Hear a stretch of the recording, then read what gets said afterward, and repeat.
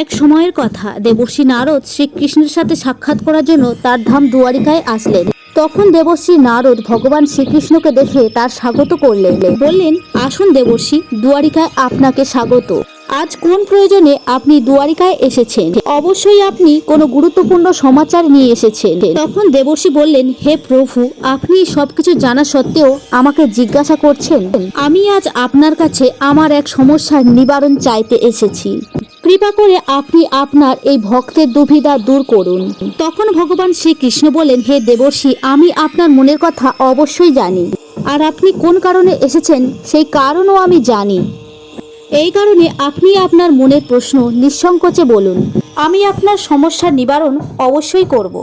তখন দেবশ্রী বললেন, হে প্রভু, আমার এটা জানার ইচ্ছা যে কখন মানুষের কোন প্রকার ভোজন করা উচিত, কোন প্রকার ভোজন মানুষের আয়ু বৃদ্ধি করে, কোন প্রকার ভোজন গ্রহণ করলে মানুষের আয়ু কমে যায়, মানুষের কোন দিকে বসে ভোজন করা উচিত এবং ভোজন গ্রহণ করার পূর্বে কোন মন্ত্র উচ্চারণ করা উচিত।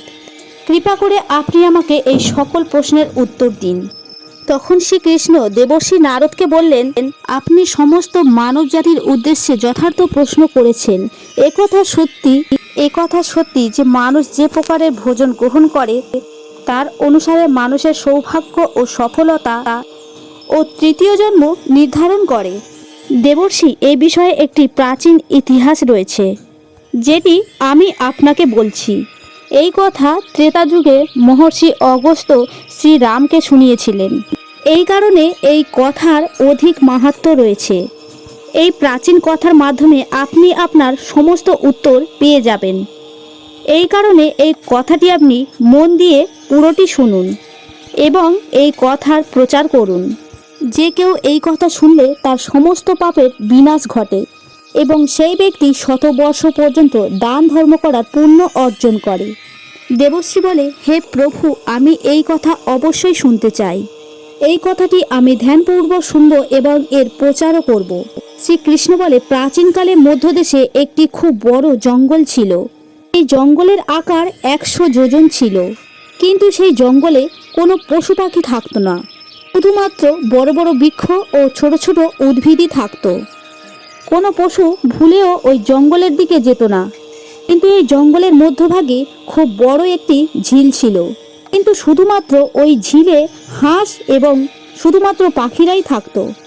একবার অগস্ত্যমুনি ওই ঝিলের পাশ দিয়ে যাওয়ার সময় একটি অবাক করা দৃশ্য দেখলেন।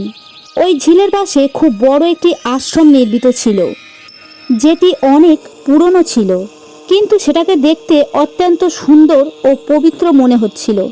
এই আশ্রমে কোনো সাধু ও তপস্বী ছিল না। ওই আশ্রমটি পুরোপুরি খালি অবস্থায় ছিল। অগস্ত্যমুনি এক রাতের জন্য ওই আশ্রমে বিশ্রাম নিলেন এবং সকালে উঠে তিনি ওই ঝিলের সম্মুখে চলে গেলেন। কিন্তু রাস্তায় তিনি একটি মৃত ব্যক্তিকে দেখতে পেলেন। যে শরীরটি অত্যন্ত বলবান ও হৃষ্টপুষ্ট ছিল, যেটিকে দেখে মনে হচ্ছিল এই মৃতদেহটি একটি তরুণ যুবকেরই হবে। মৃত ব্যক্তিকে দেখে অগস্ত্যমুনি ভাবতে লাগলেন যে এই ব্যক্তিটি কে হতে পারে, এর মৃত্যুই বা কী প্রকারে হলো, অথবা এ কোথা থেকে এই জঙ্গলে আসলো। এই মৃত ব্যক্তিটি কে তা জানার ইচ্ছা অগস্ত্যমুনির মনে জাগল। তখনই তিনি আকাশে একটি দিব্য বিমান দেখতে পেলেন এবং ওই দিব্য বিমানটি ঝিলের সামনে এসে উপস্থিত হলো এবং ওই বিমান থেকে একটি দিব্য পুরুষ বের হলেন এবং তিনি ওই ঝিলে স্নানের উদ্দেশ্যে রওনা দিলেন। স্নান শেষ করার পর হঠাৎই তিনি ওই মৃত ব্যক্তির মাংস গ্রহণ করতে লাগলেন।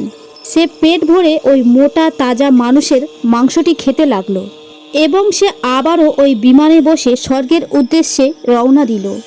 তখনই অগস্ত্যমুনি সেই দিব্য পুরুষকে আওয়াজ দিলেন। তিনি বললেন, হে দিব্য পুরুষ, তুমি কে?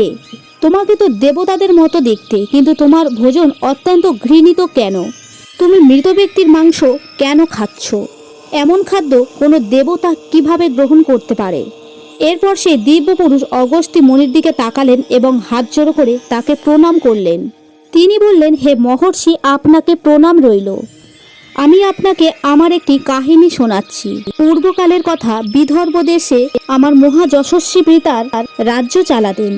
তিনি বাসুদেব নামে 3 লোকে প্রসিদ্ধ ছিলেন। এবং তিনি পরম ধার্মিক ব্যক্তি ছিলেন। তার 2 পত্নীও ছিল। দুই পত্নীর দ্বারা তার এক এক করে 2জন পুত্রও হলো। আমি ওনার সবচেয়ে বড় ছেলে ছিলাম। আমাকে সবাই শ্বেত নামে জানতো এবং আমার ছোট ভাইয়ের নাম ছিল সুরত। পিতার মৃত্যুর পর আমাকে বিদর্ভ দেশের রাজা বানিয়ে দেওয়া হলো এবং আমি সেখানে সাবধানতার সঙ্গে রাজত্ব শাসন করতাম। রাজ্য শাসনেরত অনেক বছর আমি কাটিয়ে দিলাম, কিন্তু হঠাৎই একদিন আমার বৈরাগ্য আসলো। আমি রাজপাটে ত্যাগ করলাম এবং মৃত্যু পর্যন্ত তপস্যায় রত হলাম। আমার ছোট ভাই সুরতকে আমি রাজ্যের ভার অর্পণ করলাম এবং তাকে ওই রাজ্যের রাজা বানিয়ে দিলাম। এরপর আমি এই ঝিলের পাশে আসলাম এবং কঠোর তপস্যায় রত হলাম। 80,000 বছর পর্যন্ত আমি এই জঙ্গলে তপস্যা করেছি এবং এরই প্রভাবে আমার ব্রহ্মলোক প্রাপ্তি হয়েছে। কিন্তু ব্রহ্মলোকে পৌঁছে আমার খিদে এবং তৃষ্ণা অত্যন্ত বেড়ে যাচ্ছিল। আমার সকল ইন্দ্রিয় ব্যস্ত হয়ে উঠল। তখন আমি ব্রহ্মলোকের দেবতা ব্রহ্মাজিকে জিজ্ঞাসা করলাম, হে ব্রহ্মদেব, আমি তো শুনেছিলাম ব্রহ্মলোকে কোনো প্রাণীর খিদে এবং তৃষ্ণা পায় না, তবে আমার খিদে এবং তৃষ্ণা কেন পাচ্ছে? এগুলি আমার পিছন কেন ছাড়ছে না? কৃপা করে আপনি আমাকে বলুন আমি কোন জিনিসের সেবন করব। তখন ব্রহ্মাজি সেই রাজাকে বললেন, হে রাজন, পৃথিবী লোকে যারা দান কর্ম করেন তারা এই লোকে এসে খিদে এবং তৃষ্ণা মুক্ত থাকেন, কিন্তু তুমি তোমার জীবনকালে কাউকে কোনো কিছু দান করনি, কোনো ভিক্ষুককে ভিক্ষাও দাওনি। তুমি সর্বদাই উচ্ছিষ্ট ভোজন গ্রহণ করেছ। স্নান না করে তুমি ভোজন গ্রহণ করতে। খাদ্য গ্রহণ করার পূর্বে তুমি কখনো কোনো ঈশ্বরের ধন্যবাদ করনি। সুস্বাদু ভোজন অন্য কাউকে বিতরণ না করে তা তুমি একাই গ্রহণ করেছ। এই কারণে তোমার এই পাপ লেগেছে। তুমি ব্রহ্মলোকে এসেও ক্ষুধা এবং তৃষ্ণায় কষ্ট পাচ্ছ। জীবিতকালে তুমি অনেক প্রকার ভোজনের একাই সেবন করেছ। অনেক প্রকারের সুস্বাদু খাদ্য তুমি একাই গ্রহণ করেছ। অন্য কাউকে তুমি এই খাদ্য বিতরণ করনি। এই কারণে তোমার শরীর তো বলবান হয়েছে, কিন্তু তোমার আত্মা ক্ষীণ হয়ে গিয়েছে। এখন তোমার কাছে একটাই উপায় রয়েছে। ওই ঝিলের পাশে তোমার মৃত শরীর পড়ে রয়েছে। তুমি ওই শরীরের মাংস খেয়ে তোমার খিদে তুমি নিবারণ করো। ব্রহ্মাজির দ্বারা এই কথা শোনার পর সেই রাজা বললেন, হে প্রভু, নিজের শরীরের ভক্ষণ করার পর আমার কি হবে? তারপরে আমি কি খাবো? আমার খাওয়ার জন্য তো আর কিছুই শেষ থাকবে না। কৃপা করে আপনি এমন খাবারের কথা বলুন যা খেলে খিদে মিটে যায় এবং যেটা কখনো শেষ হবে না। তখন ব্রহ্মদেব বললেন, হে রাজন, তোমার শরীর আমি অক্ষয় বানিয়েছি, যাকে তুমি রোজ খেলেও এটি সমাপ্ত হবে না। দ্বিতীয় দিন এটি আবার তাজা হয়ে যাবে। ওই মৃত শরীরের অঙ্গ আবার নতুন করে জন্মাবে আর তুমি সেগুলিকে আবার খেতে পারবে।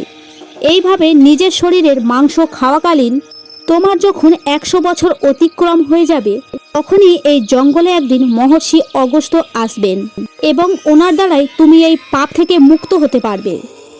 এই প্রকারে রাজা সমস্ত সত্যতা মহর্ষি অগস্ত্যকে বললেন। উনি এই কারণে মহর্ষি অগস্ত্যকে বললেন যে এই কারণে আমার শরীর কখনো নষ্ট হয় না এবং আমি রোজ এসে আমার নিজের শরীরেরই মাংস খাই এবং না জানি কখন মুনি অগস্ত্য এখানে আসবেন আর আমাকে এই সাপ থেকে মুক্ত করবেন। এমনটাই চিন্তা করতে করতে আমার 100 বছর অতিক্রম হয়ে গেছে। রাজা শ্বেতের এরকম কথা শুনে মহর্ষি অগস্ত্য বললেন, আচ্ছা, তোমার এই সৌভাগ্যের দ্বারা আমি এখানে এসেছি।